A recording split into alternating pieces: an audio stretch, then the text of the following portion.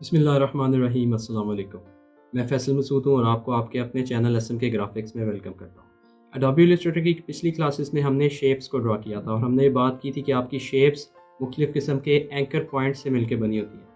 आपने किसी एक शेप को सिलेक्ट करना है या मल्टीपल शेप्स को सिलेक्ट करना है तो हम सिलेक्शन टूल्स को यूज़ करते हैं। हमने पिछली क्लास में ये भी डिस्कस किया था कि हमने जब टूल बार को एडिट किया था तो टूल बार के अंदर आपके जो टूल्स हैं वो मुख्तलिफ़ किस्म की कैटेगरीज़ या ग्रुप्स में डिवाइड कर दिए गए हैं। उन कैटेगरीज़ या ग्रुप्स में से जो सबसे पहला ग्रुप था वो आपका सिलेक्शन टूल्स का ग्रुप था। आज हम उसी ग्रुप के अंदर मौजूद तमाम सिलेक्शन टूल्स के बारे में बात करेंगे। सिलेक्शन टूल्स हमारे पास एंकर पॉइंट्स या शेप्स को सिलेक्ट करने के काम आते हैं।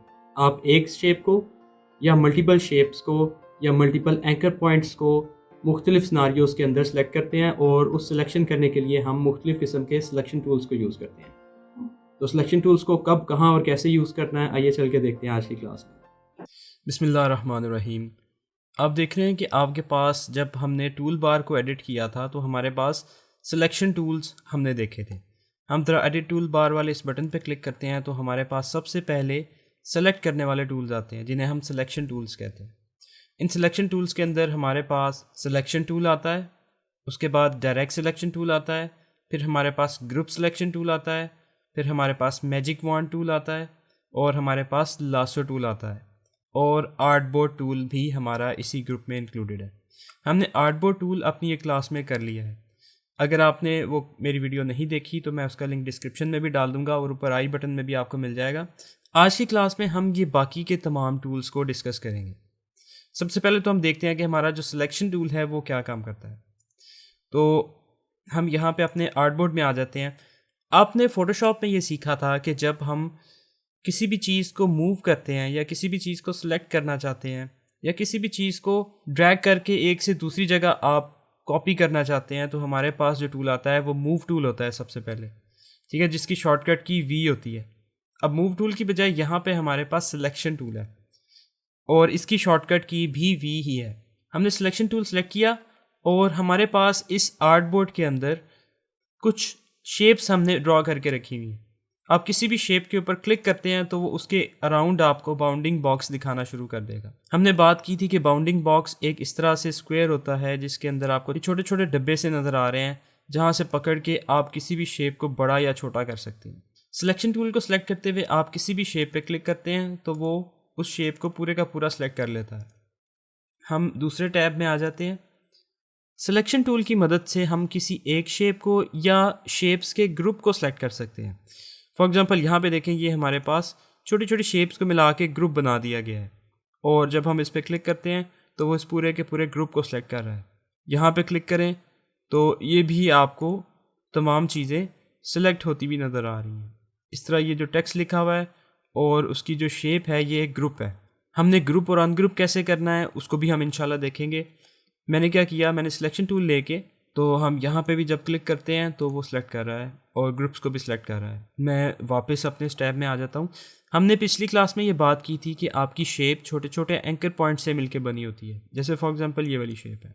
इस शेप को जब हमने सेलेक्ट किया तो इसके ऊपर जितने भी एंकर पॉइंट्स हैं 1 2 3 4 ये सारे के सारे एंकर पॉइंट्स एक्टिव हो गए हैं और सिलेक्ट हो गए हैं। जब हम इसको मूव करेंगे तो वो तमाम के तमाम एंकर पॉइंट्स को यानी उस पूरी की पूरी शेप को मूव करेगा। हम ये देख रहे हैं कि हम किसी भी शेप को सिलेक्ट करते हैं तो उसका जो बाउंडिंग बॉक्स आता है उसके अराउंड हमें साइजिंग हैंडल्स मिल रहे हैं जिससे पकड़ के आप इस शेप को बड़ा या छोटा कर सकते हैं या रीसाइज कर सकते हैं। तो ये आपके साइजिंग हैंडल्स हैं। आप बाउंडिंग बॉक्स को हाइड करना चाहते हैं तो आप व्यू में जाके हाइड बाउंडिंग बॉक्स पे क्लिक करें तो आपका बाउंडिंग बॉक्स हाइड हो जाएगा। अब आपको एंकर पॉइंट्स दिखा रहा है, देख रहे हैं। जिस भी शेप पे मैं क्लिक करता हूँ उसके एंकर पॉइंट्स तमाम के तमाम सेलेक्ट होके आपके सामने आ रहे हैं और जब आप इसको क्लिक एंड ड्रैग करते हैं तो उस पूरी की पूरी शेप को मूव करता है। अब अगर हमने एक से ज़्यादा शेप्स को एक साथ सेलेक्ट करना है तो कैसे करेंगे। हमने सिलेक्शन टूल लिया और एक शेप पे क्लिक किया, वो सेलेक्ट हो जाती है। जब हमने बाउंडिंग बॉक्स को वापस लाना है तो हम व्यू में जाके शो बाउंडिंग बॉक्स पे क्लिक करते हैं तो बाउंडिंग बॉक्स वापस आ जाएगा। अब हम ये देखते हैं कि हमने एक से ज़्यादा किसी शेप को अगर सेलेक्ट करना है तो वो कैसे करेंगे। हम सिलेक्शन टूल सेलेक्ट करते हैं, एक शेप को सिलेक्ट करते हैं और शिफ्ट की दबा के दूसरी किसी शेप पे जब क्लिक करते हैं तो वो दोनों शेप्स को सिलेक्शन में ऐड कर लेगा। और किसी शेप को ऐड करना चाहते हैं तो शिफ्ट दबा के इस तीसरी शेप पे क्लिक करें तो वो तीसरी शेप भी सिलेक्शन में आ जाएगी। अब अगर आप इनको एक साथ मूव करना चाहते हैं तो आप इन्हें एक साथ यहाँ से क्लिक एंड ड्रैग करके मूव कर सकते हैं। इवन आप इन्हें किसी दूसरे टैब में भी कॉपी कर सकते हैं। फॉर एग्जांपल मैं इसको यहाँ से ड्रैग करके ये ऊपर वाले दूसरे टैब में ले आता हूँ, ड्रैग करके यहाँ पे ला के छोड़ता हूँ तो वो यहाँ पे कॉपी हो जाएंगे। मैं इसे अंडू कर देता हूँ। अच्छा, अब हमारे पास अल्टरनेट वे क्या है दो या दो से ज़्यादा शेप्स को सिलेक्ट करने का।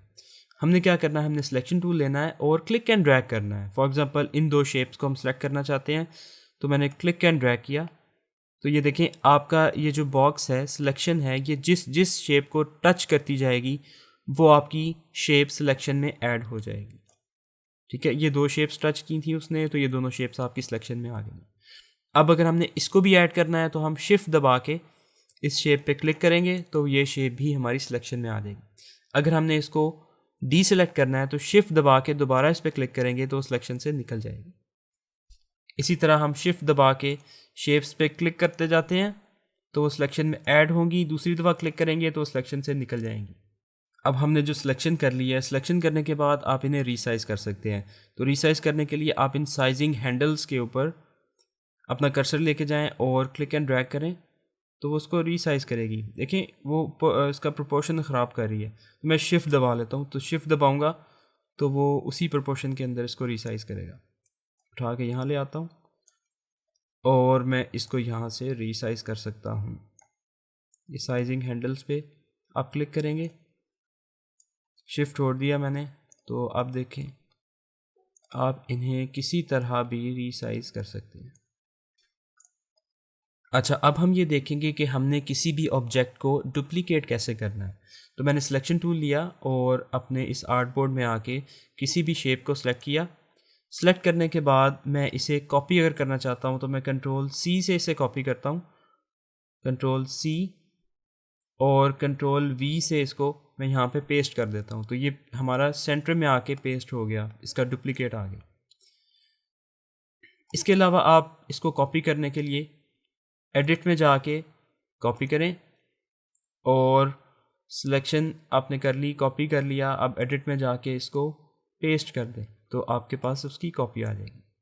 तीसरा तरीका ये है कि आप सिलेक्शन टूल लें, किसी भी शेप को सेलेक्ट करें और आल्ट दबाकर इसको आपने क्लिक एंड ड्रैग करना है और आपने माउस की को छोड़ना है और अब आल्ट की को छोड़ना है। मैं दोबारा बता रहा हूँ, पहले आल्ट दबाएंगे और किसी भी शेप को सिलेक्ट करेंगे और क्लिक एंड ड्रैग करेंगे और अब आपने माउस की को छोड़ा और अब आल्ट की को छोड़ा। तो इस तरह से आप शेप्स को डुप्लीकेट कर सकते हैं। हम अब अपने दूसरे सिलेक्शन टूल की तरफ आते हैं जो कि हमारा डायरेक्ट सिलेक्शन टूल है। तो डायरेक्ट सिलेक्शन टूल जिसकी शॉर्टकट की ए है, हमने पहले भी थोड़ा सा डिस्कस किया था कि जब हम डायरेक्ट सिलेक्शन टूल लेते हैं तो आप डायरेक्ट सिलेक्शन टूल की मदद से एक एंकर पॉइंट या एक से ज़्यादा एंकर पॉइंट्स को अगर सेलेक्ट करना चाहें तो वो आप कर सकते हैं। फॉर एग्जांपल देखें, मैंने इस शेप में क्लिक किया तो जिस एंकर पॉइंट पे मैंने क्लिक किया वो ब्लू हो गया है, देख रहे हैं उसके अंदर से वो ब्लू फिल कर दिया उसने, और बाकी की जो एंकर पॉइंट्स हैं वो अंदर से वाइट फिल्ड है। यानी कि इससे मुराद ये होगी जो ब्लू कलर का एंकर पॉइंट्स है ये हमारा सिलेक्टेड है। अब हम इसको क्लिक करके ड्रैग करेंगे तो ये मूव करना शुरू कर देगा, देख रहे हैं। इस तरह से आपके एंकर पॉइंट को मूव करने से या सेलेक्ट करके उसकी पोजीशन बदलने से आपकी शेप भी बदल गई है। मैं इस एंकर पॉइंट को क्लिक करता हूँ और क्लिक एंड ड्रैग करता हूँ तो ये देखें आपकी शेप बिल्कुल बदल गई है।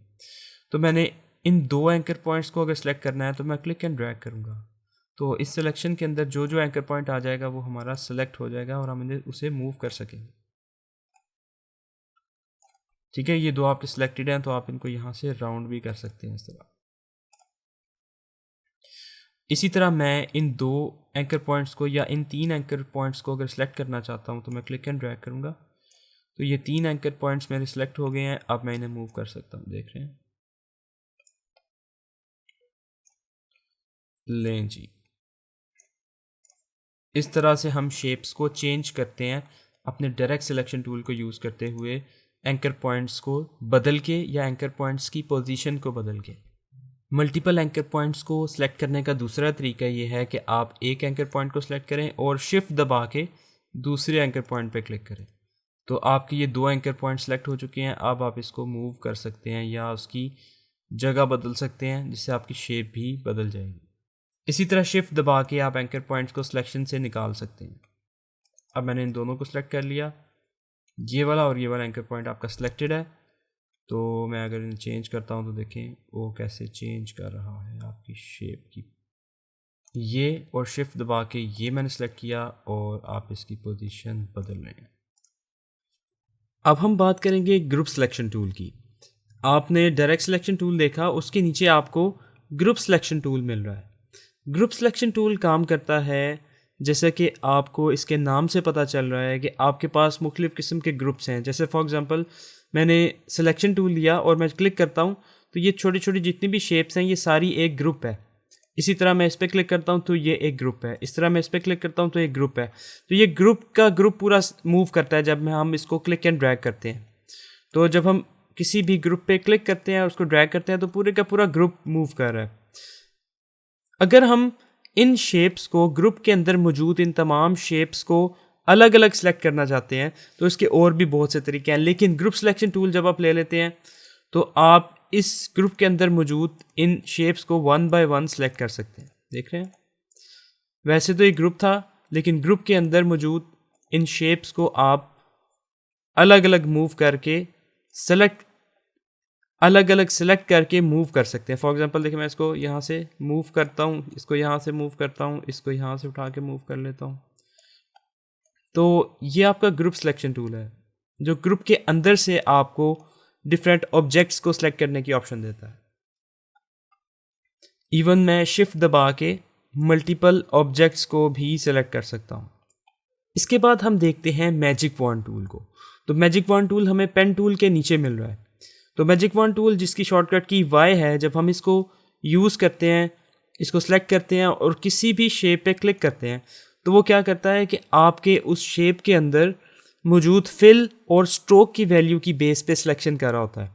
जैसे जितनी भी शेप्स हैं आपके इस आर्टवर्क के अंदर जिनका फिल कलर या उनका स्ट्रोक सेम है, वो तमाम की तमाम शेप्स को उसने सेलेक्ट कर लिया। आप देख रहे हैं, और मैं सिलेक्शन टूल लेके इन्हें मूव कर सकता हूँ। हमने फोटोशॉप में ये देखा था कि मैजिक वॉन्ड टूल आपका काम आता है एक जैसे पिक्सेल्स को सिलेक्ट करने में। तो जहाँ पे पिक्सेल्स एक जैसे थे, पिक्सेल्स का कलर एक जैसा था, वो magic wand tool single click से उसको सिलेक्ट कर लेता था। यहाँ पे हमारे पास अब चूंकि पिक्सेल्स नहीं है, यहाँ पे हमारे पास शेप्स हैं और वेक्टर शेप्स के अंदर फिल और स्ट्रोक होता है। तो जिन शेप्स का फिल और स्ट्रोक सिमिलर है उन तमाम शेप्स को वो सिंगल क्लिक में सिलेक्ट कर रहा है। देखें, मूव टूल से आप इन्हें मूव कर सकते हैं। अब हम आ जाते हैं अपने नेक्स्ट टूल पे जो कि है लासो टूल।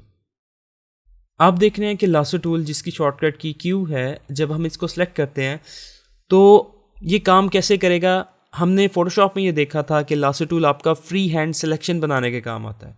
यहाँ भी हम इससे फ्री हैंड सिलेक्शन बनाएंगे। जैसे फॉर एग्जांपल हम इस ग्रुप ऑफ शेप्स को सिलेक्ट करना चाहते हैं तो मैं क्लिक एंड ड्रैग करूँगा तो ये फ्री हैंड सिलेक्शन बनाना शुरू कर देगा और इसके अंदर जितनी भी आपकी शेप्स आएंगी वो तमाम की तमाम सेलेक्ट हो जाएंगी। फॉर एग्जांपल मैं इन शेप्स को सिलेक्ट करना चाहता हूँ तो मैं क्लिक एंड ड्रैग करूँगा और इस सिलेक्शन के अंदर जितनी भी शेप्स आएंगी वो हमारी सिलेक्ट हो जाएंगी। मैं इन 2 शेप्स को या इन 2 ग्रुप्स को सिलेक्ट करता हूँ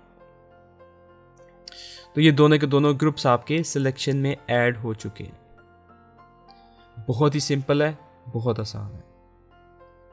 जी, तो आपने एडोबी इलस्ट्रेटर के अंदर सिलेक्शन टूल्स को देखा।